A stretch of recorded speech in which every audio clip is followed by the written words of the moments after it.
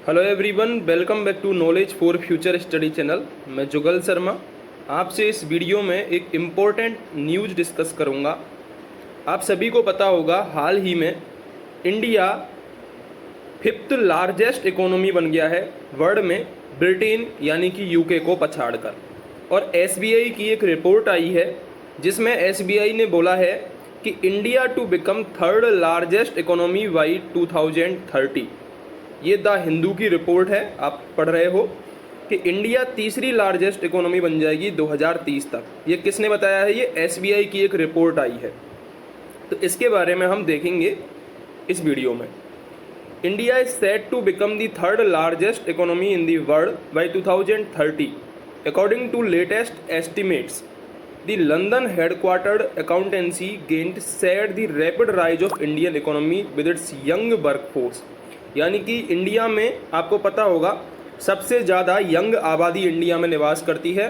तो young workforce के कारण जो इंडिया की इकोनॉमी है वो राइज कर रही है, ऐसा बोला है लंदन हेडक्वार्टर के लोगों ने। बियॉन्ड की न्यूज़ है, India may surpass Germany and Japan to become the 3rd largest economy by 2029। Beyond की न्यूज़ है कि जर्मनी और जापान ये दो देश हैं जो अभी इंडिया से ऊपर हैं, 3rd और 4th पोजीशन पर। 3rd पोजीशन पर है जापान, ठीक है, और 4th पोजीशन पर है जर्मनी। इन दोनों को पछाड़कर 2029 तक इंडिया 3rd लार्जेस्ट इकोनॉमी बन जाएगी। फर्स्ट नंबर पर यूएस आता है और सेकंड नंबर पर चाइना आता है जीडीपी के मामले में, ठीक है। इन दो देशों से तो अभी बहुत पीछे है भारत, लेकिन जापान और जर्मनी को 2030 तक पछाड़ देगा। स्टोरी की हाईलाइट क्या है कि 2014 में जब प्रधानमंत्री नरेंद्र मोदी प्रधानमंत्री बने थे, तब इंडिया अर्थव्यवस्था के मामले में 10वें नंबर पर आता था, ठीक है। और अभी इंडिया कौन से नंबर पर आ रहा है? 2022 में अभी इंडिया हो गया है 5वें नंबर पर और 2030 तक हो जाएगा 3रे नंबर पर। तो ये 7 नंबर का जो गैप है 10 से सीधा 3रे पर आना, मतलब 7 जो उछाल है 7, ये बहुत अच्छी है, ऐसा मानना है। ये रिपोर्ट है एसबीआई की।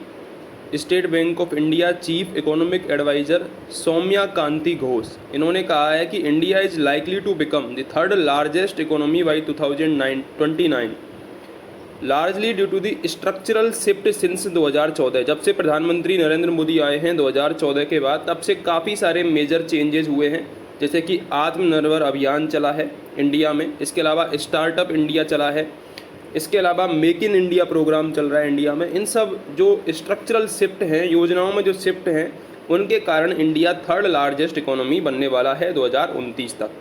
2027 में जर्मनी को सरपास कर देगा ये, और 2029 में जापान को सरपास कर देगा, ऐसा इस रिपोर्ट का कहना है। 2014 में 10वें नंबर पर था इंडिया इकोनॉमी के मामले में। और हाल ही में एक रिपोर्ट और आई है कि इंडिया ने 13.5% की जीडीपी ग्रोथ रेट दिखाई है जून क्वार्टर में। जो जून क्वार्टर है, क्वार्टर मतलब तिमाही, उसमें 13.5% की ग्रोथ दिखाई है इंडिया ने। The report took A measure of India GDP forecast for financial year 23। Financial year 2023 में 6% से लेकर 6.5% तक इंडिया की जीडीपी ग्रोथ रह सकती है, जो कि एक नॉर्मल जीडीपी ग्रोथ है, ठीक है। ऐसा क्यों हो रहा है? क्योंकि हाल ही में आपने देखा होगा चाइना के बारे में न्यूज़ आ रही है कि चाइना में काफ़ी सारे जो बड़े बिल्डर्स हैं, वहाँ पर उन लोगों पर कर्ज है। चाइना ने काफ़ी सारा कर्ज भी बांट रखा है और देशों को, तो वो भी लौट कर नहीं आ रहा है उसके पास। तो चाइना की जो जीडीपी है, चाइना की इकोनॉमी है, उस पर बुरा प्रभाव पड़ रहा है इसका। इसके अलावा एक शिफ्ट ये देखा जा रहा है कि यूक्रेन और रसिया की जो वार हो रही है, युद्ध हो रहा है, उसके कारण जब चाइना रूस का पक्ष ले रहा है, तो जो मेजर इकोनॉमी है इंडिया की, मेजर कंपनी है यूएस की, जैसे कि एप्पल हुआ, वो अपना जो शिफ्ट कर रही है चाइना से, अपने जो प्लांट है उसको इंडिया में शिफ्ट कर रही है। जैसे कि यहाँ पे लिखा हुआ है कि India can benefit from the growth slump in China. China में जो ग्रोथ रिड्यूस हो रही है।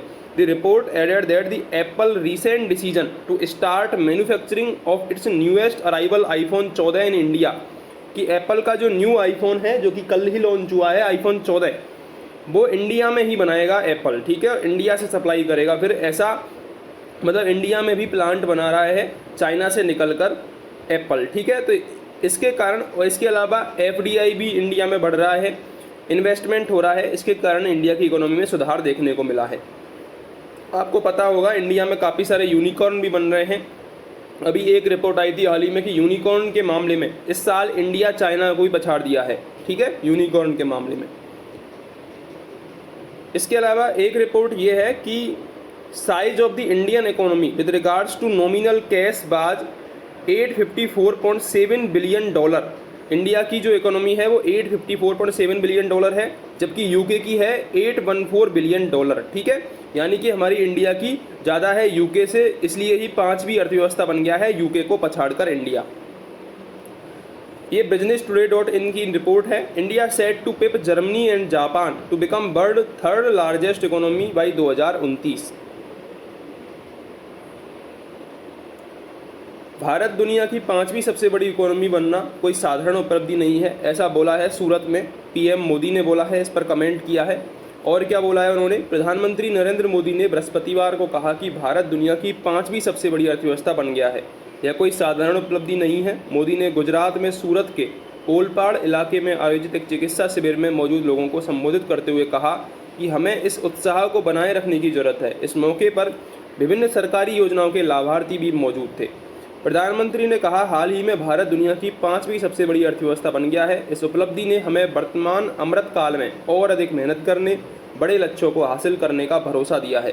यह उपलब्धि सामान्य नहीं है, हर भारतीय इस पर गर्व महसूस कर रहा है। हमें इस उत्साह को बनाए रखने की जरूरत है। तो ऐसा प्रधानमंत्री मोदी ने इस न्यूज़ के बारे में कहा है। महंगाई को संभालने के लिए वित्त मंत्री निर्मला सीतारमण ने आरबीआई को यह सलाह दी है कि पिछले 8 वर्षों के दौरान गरीबों को 3 करोड़ घर बनाए गए हैं, इनमें से 10 लाख घर गुजरात में बनाए गए हैं। ये इंडिया की GDP growth rate last 10 year का जो रिकॉर्ड है, कैसे रिसेस हो रही है। 2015, 16, 17 में रिसेस हुई, फिर उसके बाद 2020 से ये दोबारा बढ़ रही है। ये इंडिया का जीडीपी ग्रोथ रेट है।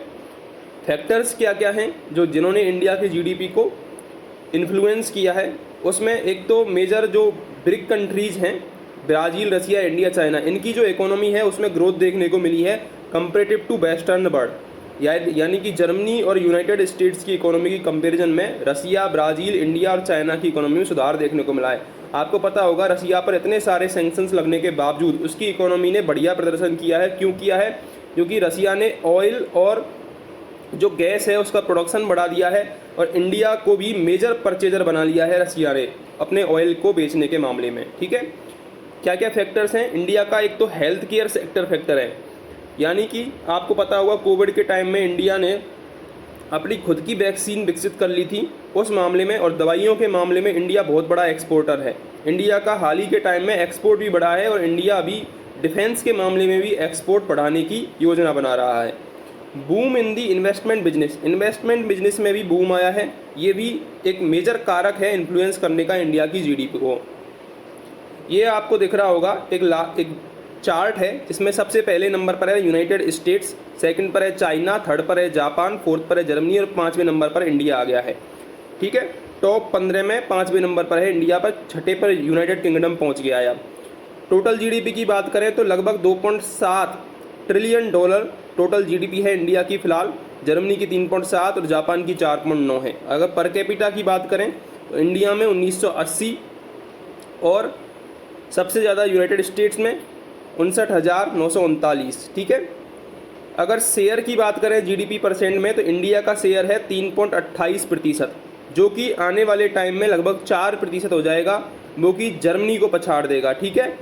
जर्मनी 4थे नंबर पर है, जापान 3रे नंबर पर है। 2029 तक जर्मनी और जापान दोनों को इंडिया पछाड़ देगा, ऐसा एसबीआई की रिपोर्ट ने कहा है। एसबीआई की रिपोर्ट किस पर बेस्ड है? आईएमएफ के डाटा पर बेस्ड है, ठीक है।